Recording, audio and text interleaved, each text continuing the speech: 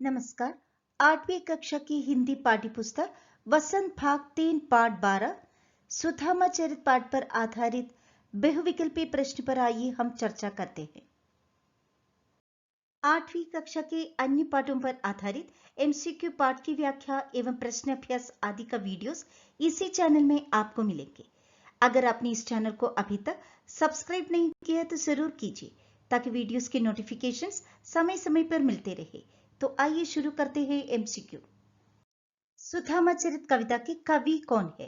उत्तर नरोत्तम दास। यह कविता किस भाषा में है? उत्तर ब्रज भाषा में। सुधामा कौन थे? श्री कृष्ण के बचपन के सहपाठी एवं मित्र। सुधामा किससे मिलने जा रहे थे? अपने मित्र कृष्ण से। सुधामा किसके कहने पर कृष्ण से मिलने गए? अपनी पत्नी के कहने पर।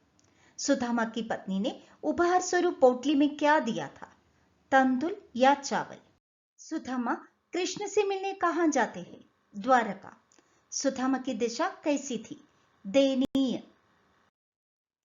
सुदामा के आने की खबर कौन कृष्ण को देता है? द्वारपाल। द्वारपाल ने द्वारकाधीश श्री कृष्ण को किसके आने की खबर दी थी? एक गरीब ब्राह्मण के आने की। प्रभु जाने को आही पंक्ति में प्रभु के माध्यम से किसे संबोधित किया गया है?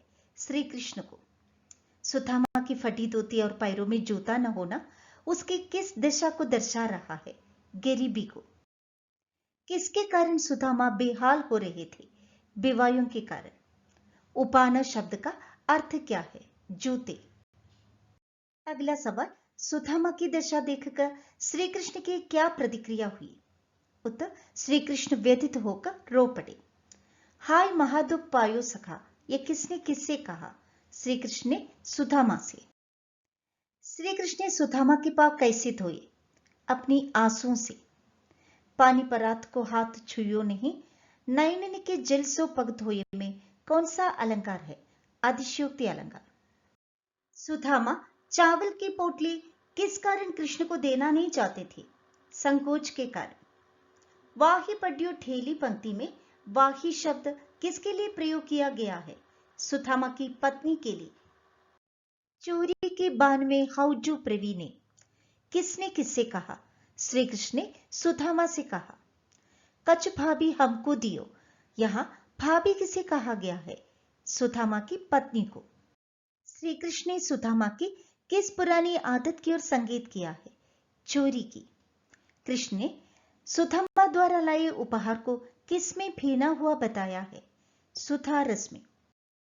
बचपन में गुरु माता ने कृष्ण और सुदामा को क्या खाने के लिए दिया था? चने खाने के लिए दिए थे। कृष्ण ने सुदामा को कैसे लौटाया? खाली हाथ। घर घर कर औरत फिरी के अनुसार कृष्ण किसके लिए दौड़ते फिरते थे? देही के लिए। द्वारका से वापस आकर सुदामा अपने गांव वालों से क्या पूछते फिरते थे? अपने घर के बारे में। सुदामा अपने घर को पहचान क्यों नहीं पा रहा था?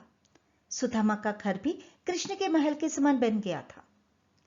द्वारका से वापस गांव पहुंचने पर सुदामा को क्या भ्रम हो गया था? रास्ता भटक कर वापस द्वारका पहुंचने का भ्रम। संपन्न होने के बाद सुदामा के द्वार पर सवारी के लिए कौन खड़ा रहता है? महावत हाथी लेकर। श्री कृष्ण ने अपनी मित्रता कैसे निभाई? गरीब मित्र को सुख समृद्धि देकर। यह कविता किस मूल्य पर आधारित है? मित्रता पर। तो आशा है एमसीक्यू और पाठ आपको समझ में आया होगा। इसी प्रकार के वीडियोस के लिए चैनल को सब्सक्राइब और लाइक जरूर करें। तो फिर मिलेंगे। मैं डॉक्टर CR बीना। धन्यवाद।